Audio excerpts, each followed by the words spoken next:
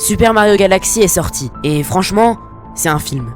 Un film visuellement incroyable, mais aussi un film qui m'a laissé avec une question simple. Comment un film aussi beau peut se dérouler aussi vite? Alors c'est parti pour une toute nouvelle théorie qui va vous traumatiser.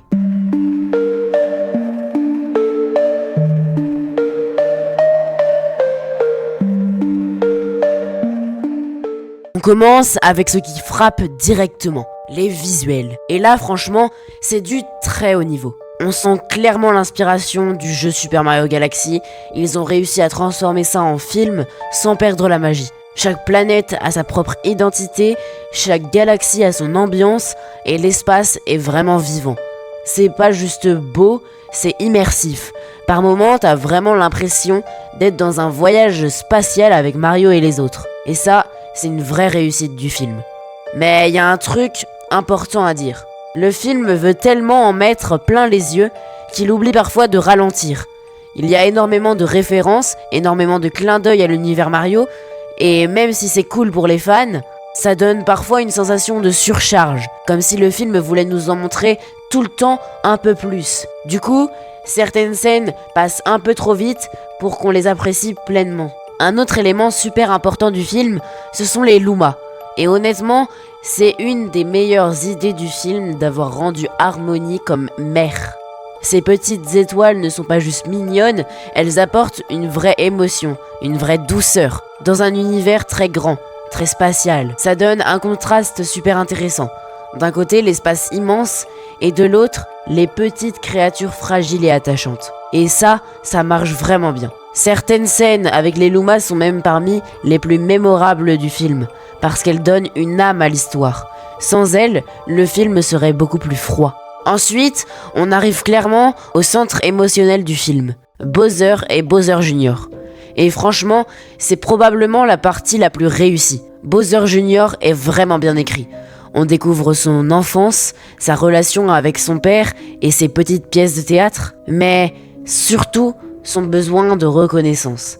Et ça, c'est très humain en réalité, parce qu'on oublie souvent que derrière le méchant Bowser, il y a un père.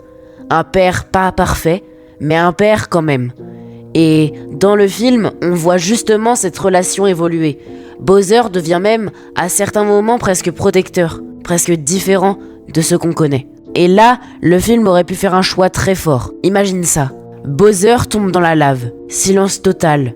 Bowser Jr. reste figé. Mais au lieu que Bowser revienne en tant que Bowser squelette, petit à petit, la réalité arrive. Il explose et Bowser meurt dans la lave. Bowser Jr. se retourne vers Mario et Peach et dit « Vous avez tué mon père ». Là, ça aurait changé complètement le film de ton. Et franchement, ça aurait donné une scène vraiment émouvante. Mais à la place, on a un Bowser qui revient en version squelette. C'est stylé visuellement, oui, mais émotionnellement, ça perd beaucoup d'impact. Et c'est exactement ça qui résume le film. De très bonnes idées, mais pas toujours poussées jusqu'au bout. Un autre gros point du film, c'est le thème de la famille. Il est partout. Bowser Jr. cherche une reconnaissance de son père. Peach, elle, retrouve ses origines avec Harmony. Mario et Luigi restent soudés, comme toujours. Et même Mario avec Peach. Il y a une idée de lien qui commence à se créer. Donc sur le fond, c'est vraiment intéressant. Mais le problème, c'est que certains personnages secondaires ne sont pas assez exploités. Notamment ceux du casino. Ils apparaissent, mais ils n'ont pas vraiment de développement. Ils affrontent rapidement Peach et Todd, et puis c'est tout. On ne comprend pas vraiment leur rôle dans l'histoire. Et c'est dommage, parce que le film aurait pu vraiment enrichir cet univers. Enfin, le film est aussi très drôle.